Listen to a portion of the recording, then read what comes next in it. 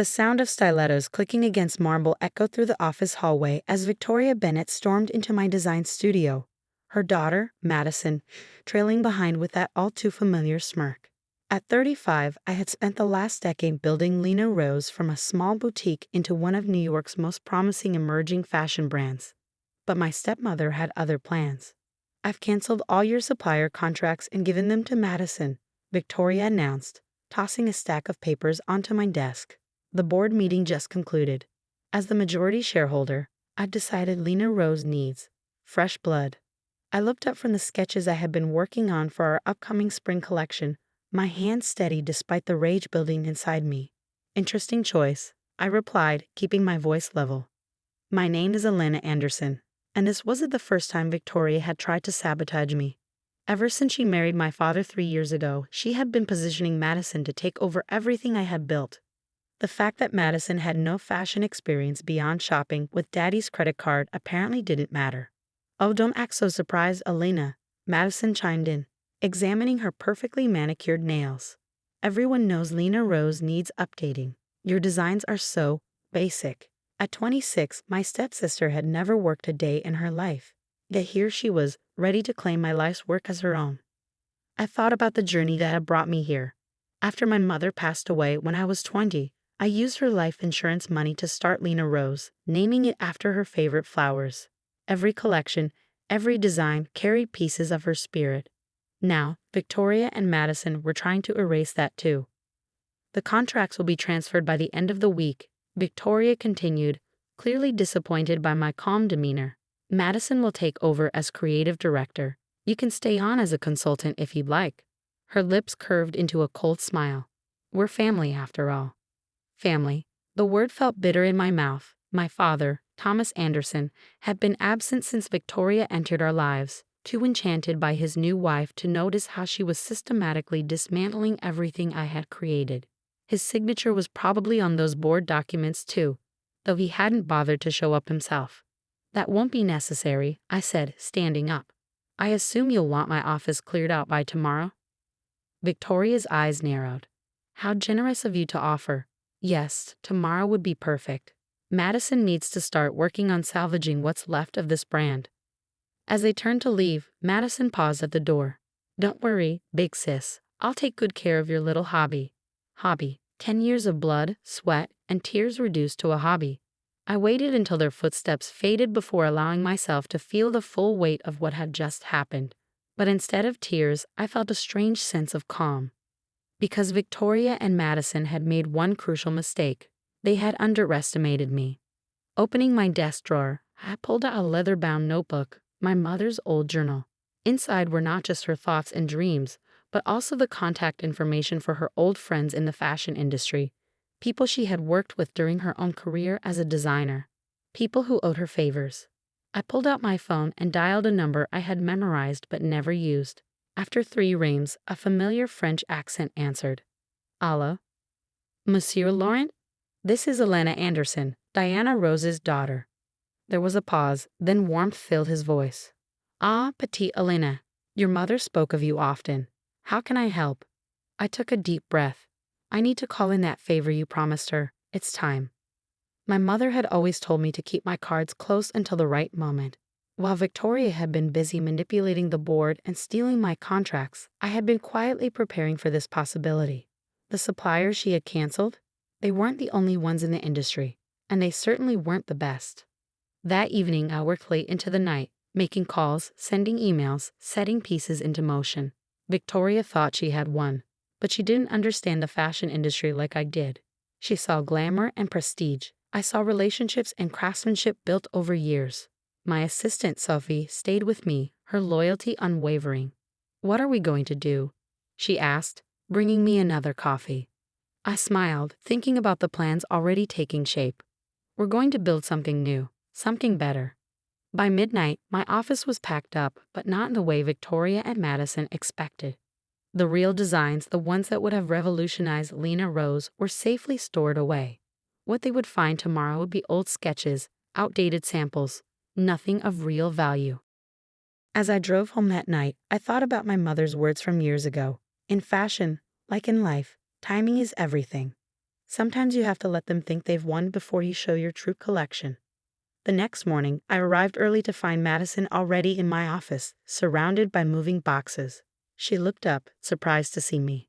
"Just getting the last of my things," I said pleasantly, picking up a framed photo of my mother and me.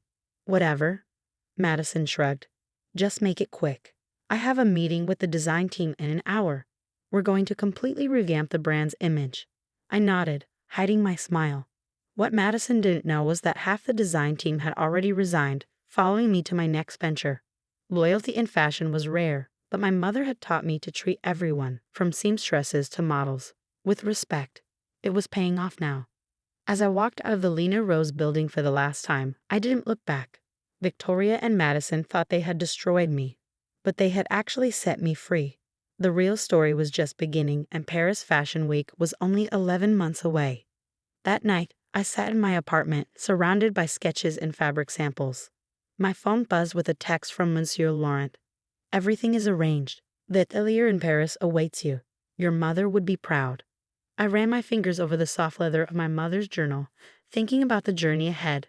Victoria had taken Lena Rose, but she couldn't take my talent, my connections, or my determination. She thought she had written the final chapter of my story, but she had only set up the perfect plot twist. The next few weeks were a blur of activity, while Victoria and Madison paraded around New York, giving interviews about their exciting new direction. For Lena Rose, I was quietly building something extraordinary. My new workshop, hidden in a converted warehouse in Brooklyn, buzzed with energy as my loyal team worked on what would become our debut collection. Sophie managed to keep tabs on Lena Rose through her industry contacts. The reports weren't surprising. Madison's fresh vision consisted mainly of copying other designers' work, while Victoria strong-armed retailers into maintaining their contracts despite the declining quality. "They're running it into the ground," Sophie reported one evening, shaking her head. "The fall collection is a disaster. The craftsmanship is gone, and the designs, well, let's just say fast fashion does it better." I focused on my work, channeling every emotion into my designs. This collection would be different from anything I had done at Lena Rose. It was bolder, more authentic, infused with both pain and triumph. Each piece told a story of resilience, of rising from the ashes. The fashion industry thrives on whispers, and soon, quiet rumors began circulating about a mysterious new designer preparing something extraordinary for Paris. Victoria and Madison, too caught up in their perceived victory, paid no attention to these murmurs. 3 months after being forced out of Lena Rose, I received another call from Monsieur Laurent. "Everything is set, chérie. The slot at Paris Fashion Week is yours. Show them what real fashion looks like." That evening, as I stood in my workshop surrounded by the beginnings of my new collection, I finally allowed myself to smile. Victoria thought she had destroyed my fashion brand, but she had actually given me the push I needed to create something far more meaningful. 6 months after being ousted from Lena Rose, I stood in my Brooklyn workshop, surrounded by what would become my redemption. The space hummed with the sound of sewing machines and quiet conversation as my team worked tirelessly on our debut collection. Every stitch, every seam was a step closer to Paris. "Elena, you need to see this," Sophie called from her desk, turning her laptop screen toward me. The headline made my stomach turn. "Lena Rose faces quality complaints as major retailers consider pulling out." The article detailed how the brand, my brand, was struggling under its new leadership. Madison's lack of experience was showing, and Victoria's aggressive management style had alienated key partners. The photos accompanying the piece showed poorly constructed garments and derivative designs that bore little resemblance to the quality Lena Rose had once been known for. "They're destroying everything we built," Sophie said quietly. I shook my head, returning to the intricate beadwork I'd been supervising. "They're destroying everything they stole," I corrected her. "What we built is right here." The truth was, watching Lena Rose's decline hurt more than I wanted to admit. It was like seeing someone slowly dismantle your childhood home. But I couldn't afford to dwell on it, not with Paris Fashion Week just 5 months away. My phone buzzed with a text from Monsieur Laurent. "Just saw the latest Lena Rose pieces. Catastrophe. But your samples. Magnifique. The buyers are already asking questions." I smiled, thinking about the carefully orchestrated whispers we've been feeding into the fashion grapevine. The industry thrived on mystery and anticipation. And we were giving them exactly that. No one knew I was behind the new label yet. All they knew was that something extraordinary was coming. That afternoon, I had a meeting with Marie Chen, a buyer from one of the most prestigious department stores in Paris. She had flown in specifically to see our progress, having heard rumors about our collection. These pieces, she said, running her fingers over a hand-beaded evening gown, they tell a story.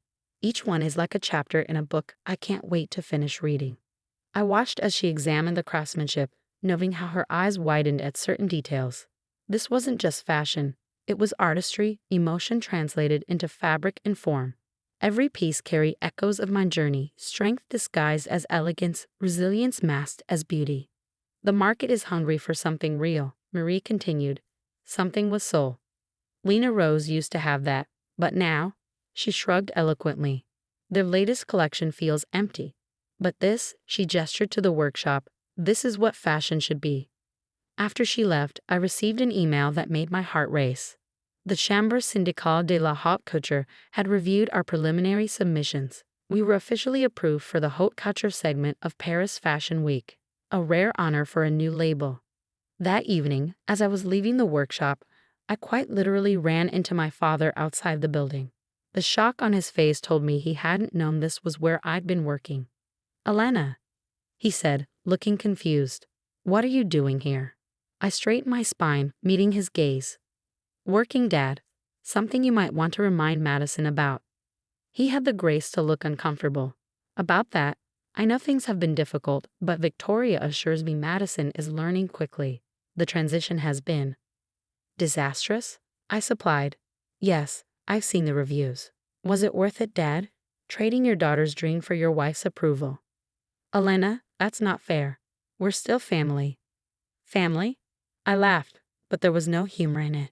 Family doesn't destroy what someone spent a decade building. Family doesn't stand by while their child's work is stolen. But you know what? Thank you. "Thank you?" he repeated, bewildered. "Yes, because if you and Victoria hadn't shown me exactly who you are, I might never have found the courage to do this." I gestured to the workshop behind me. "Now, if you'll excuse me, I have work to do." I left him standing there, his expression a mixture of confusion and dawning realization. Let him wonder. Let him worry. The time for explanations was long past. Back in my apartment that night, I received another call from Sophie. "Victoria's trying to track down our suppliers," she reported. "She's figured out something's happening, but she doesn't know what." I smiled, thinking of the contracts I'd secured through my mother's old connections. Let her try. Those relationships weren't built with money. They were built with trust and respect. Two things Victoria knows nothing about. The next few weeks were crucial.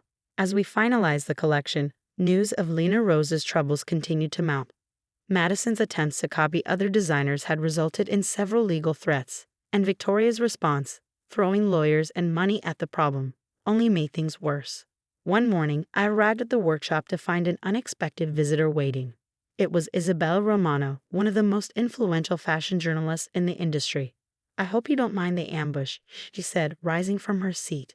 But when I heard whispers about what was happening here, I had to see for myself. I knew Isabella from my Lena Rose days. She had been one of the first to recognize my talent. More importantly, she had been my mother's friend. "Your mother would be proud," she said, looking around the workshop.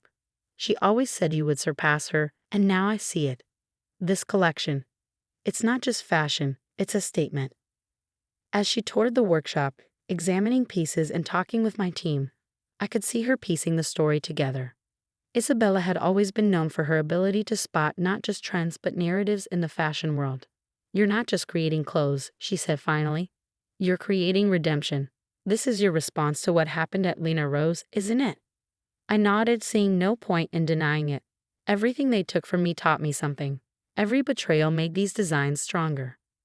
Isabella's article appeared 2 weeks later. While it didn't name me directly, it painted a compelling picture of a phoenix rising from the ashes of corporate greed and hinted at a debut that would shake the foundations of Paris Fashion Week. The response was immediate. Industry insiders began speculating about the mysterious new designer, and buyers started reaching out, trying to secure appointments during Paris Fashion Week. Victoria must have read the article too, because the next day, I received my first direct contact from her since the takeover. The email was brief but telling. Whatever you're planning, remember who still controls the Lena Rose name. Don't do anything you'll regret. I forwarded the email to my lawyer without responding. Victoria's threat was empty. She might control the Lena Rose name, but she couldn't control what was coming. 3 months before Paris Fashion Week, we began final fittings. The collection had evolved into something even more powerful than I'd initially envisioned. Each piece carried elements of my journey, structures that seemed delicate but proved unbreakable, designs that revealed hidden strength in unexpected places. The centerpiece was a gown that told my entire story. At first glance, it appeared to be a simple black dress. But as the wearer moved, layers of color and texture were revealed, like truth emerging from darkness. The beading pattern, visible only under certain lights, spelled out rise in my mother's handwriting, taken from one of her old design sketches. Madison must have been feeling the pressure because she began making desperate moves. She tried to poach members of my team, offering double their salaries. Not one accepted. Money isn't everything, my head seamstress told me after turning down Madison's offer. Some things matter more, like loyalty and respect. 2 months before Paris, we received word that Lena Rose was struggling to complete their collection. Victoria had resorted to hiring freelance designers to fill the gaps left by Madison's inadequate leadership, but the results were disjointed and uninspired. Victoria and Madison would find out soon enough, but first, they'd have to watch as their stolen kingdom crumbled around them. Paris in September was exactly as my mother had described it, a city that breathed fashion and exhaled art. Standing in the atelier Monsieur Laurent had arranged for our final preparations, I watched the sunrise paint the city in shades of gold and rose. The schedule just leaked, Sophie announced, rushing in with her tablet. We're showing right after Lena Rose. Victoria must be furious. All the major buyers and press will be there to see both shows. I smiled, remembering Monsieur Laurent's wink when he told me about the scheduling. Perfect timing. The fashion world was buzzing with anticipation. Our mysterious new label had become the talk of the week, with speculation reaching a fever pitch. Meanwhile, Lena Rose's pre-show coverage was less than flattering. Sources say the collection is desperately uneven, Sophie read from her phone. Many pieces appear rushed or poorly executed. Industry insiders question whether the brand can recover from its recent decline. Our own collection hung ready, each piece perfect, each detail meticulously executed. 3 days before the show, Isabella Romano visited our atelier for an exclusive preview. My God, she whispered, touching the centerpiece gown. This isn't just fashion, it's justice served on silk and lace. On the morning of our show, I received an unexpected text from my father. Saw Lena Rose's rehearsal. Madison's crying, Victoria's threatening everyone. Please tell me you know what you're doing. I didn't respond. Instead, I focused on our final preparations. The models were ready, the music selected, the lighting perfectly designed. Everything had to be flawless. 2 hours before showtime, Sophie burst into my dressing room. You need to see this, she said, pulling up a live stream on her phone. The Lena Rose show was underway, and it was worse than anyone expected. Madison's collection was a disaster of mismatched influences and poor execution. The models looked uncomfortable, the clothes ill-fitting. In the front row, Victoria's face grew increasingly rigid as whispers spread through the audience. She's ruined the brand, Sophie whispered. No, I corrected her. They ruined it together. As Lena Rose's show ended to tepid applause, our team sprang into action. The venue would be reset for our show in less than an hour. I watched from backstage as the audience remained seated, unwilling to lose their spots for the most anticipated show of the week. Victoria and Madison stayed in the front row, their faces a study in contrasts. Madison near tears, Victoria seething. They still didn't know what was coming. The lights dimmed. The music began, a hauntingly beautiful piece my mother used to play while designing. And then magic happened. Our first model emerged in a creation that made the audience audibly gasp. Each piece that followed told part of our story. Resilience, rebirth, revenge served with impeccable style. The craftsmanship was undeniable, the creativity unmatched. From my position backstage, I could see Victoria's face as she slowly realized what she was watching. The designs carried echoes of my style but were elevated, evolved. This wasn't just a collection, it was a statement of survival. The centerpiece gown drew an unprecedented reaction. As the model turned, revealing the hidden rise beating, cameras flashed frantically. In the front row, Isabella Romano was smiling, tears in her eyes. For the finale, all the models returned to the runway, creating a living gallery of artistry and defiance. The applause was deafening. And then the moment came.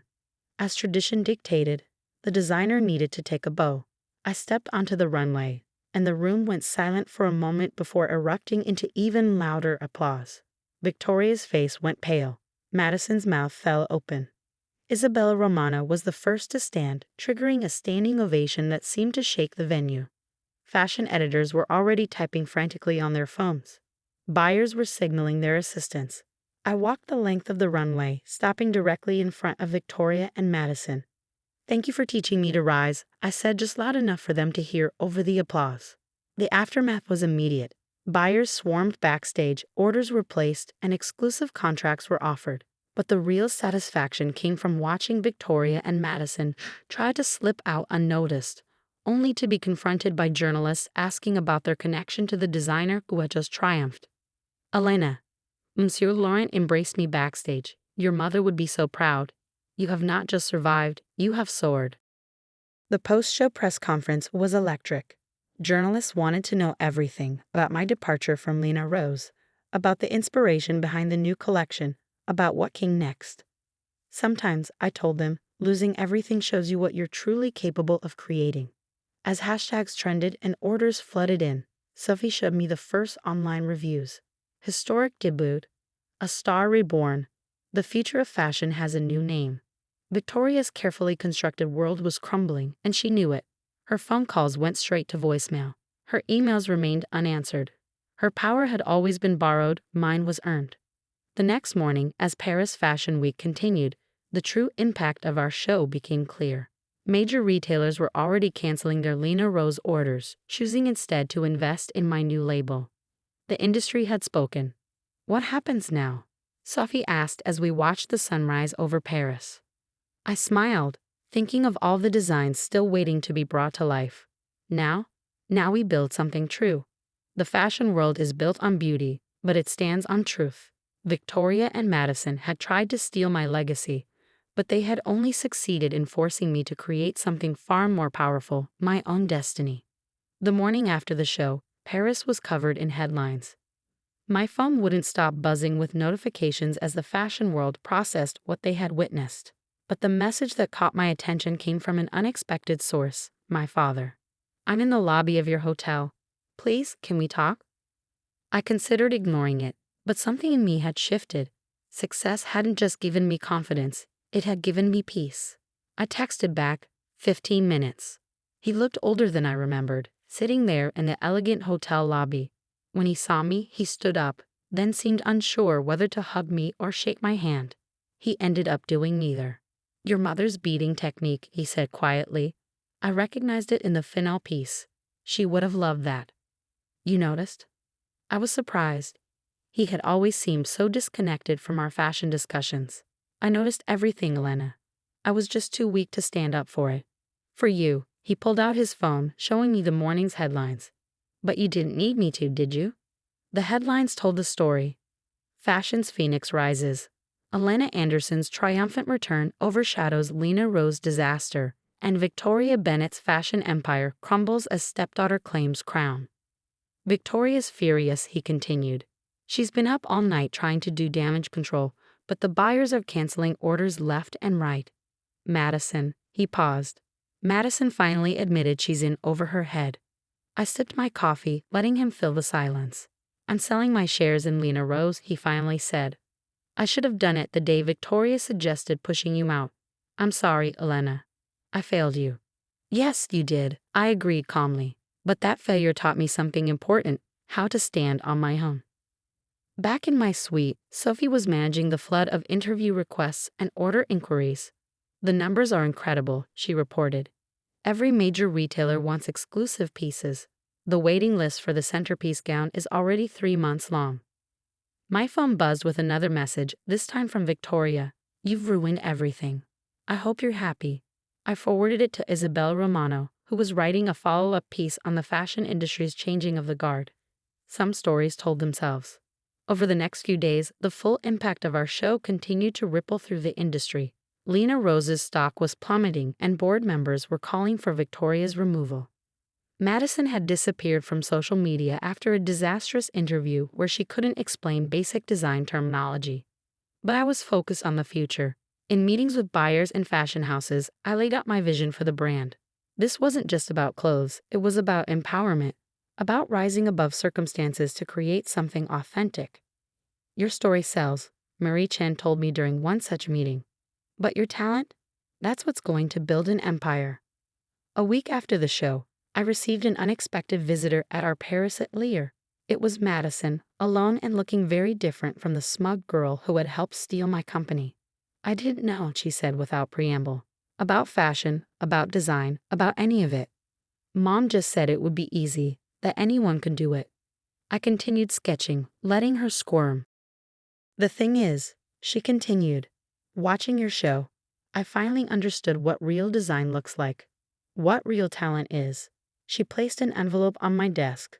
I'm resigning from Lena Rose. You should have it back. I finally looked up. I don't want it back, Madison. Lena Rose was what I built when I was trying to prove myself to other people. What I'm building now, this is what I built for me. After she left, Sophie brought in the afternoon's financial reports. Our orders had exceeded all projections, and the atelier was working at full capacity to meet demand. Victoria's been removed as CEO of Lena Rose, she mentioned casually. The board voted this morning. Your father's shares made the difference. I nodded, turning back to my sketches. The next collection was already taking shape in my mind, inspired not by revenge, but by Renaissance. That evening, I visited my mother's favorite spot in Paris, a small cafe near the Seine where she used to sketch designs. Sitting there, I opened her old journal to find a quote she had written years ago. Success isn't about proving others wrong. It's about proving yourself right. The fashion world was changing, and I was helping to change it. My phone buzzed with a message from Monsieur Laurent. Dinner tonight? We should discuss the future. The fashion world needs more truth, more courage, more you. 6 months after Paris Fashion Week, I stood in my new flagship store in New York, just 3 blocks from the old Lena Rose boutique, which had recently closed its doors. The space was everything I had dreamed of, modern yet timeless, innovative yet welcoming. Victoria had left the country, reportedly living in Monaco while dealing with multiple lawsuits from angry investors. Madison had enrolled in fashion school, finally learning the craft from the ground up. And my father? He was slowly, cautiously, finding his way back into my life, not as a protector or authority figure, but as someone learning to respect the woman his daughter had become. Ready? Sophie asked, holding the scissors for the ribbon-cutting ceremony. Outside, a crowd had gathered, fashion press, industry leaders, and loyal customers eager to be part of this new chapter.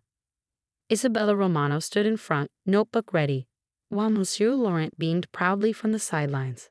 I'm ready, I said, taking the scissors. As I cut the ribbon, cheers erupted from the crowd. But my eyes were drawn to a small detail above the door, a single crystal rose, catching the morning light and breaking it into 1,000 brilliant possibilities. My mother had always said that fashion was about transformation. She was right, but not just about clothes. Sometimes the greatest designs are the ones we create from our own lives, turning pain into beauty, betrayal into strength, endings into beginnings. The store filled with people, but I took a moment to myself, touching the rose pendant I always wore, the last gift my mother had given me. We did it, Mom, I whispered. We rose. Later that evening, as I worked on sketches for my next collection, I received one final email from Victoria. You think you've won, but you'll always be the girl who lost her company. I smiled, thinking of the empire I had built from that loss, the strength I had found in that fall, and the truth I had discovered along the way. Some people spend their lives holding onto what they've taken. Others spend their lives creating something new. I chose to create,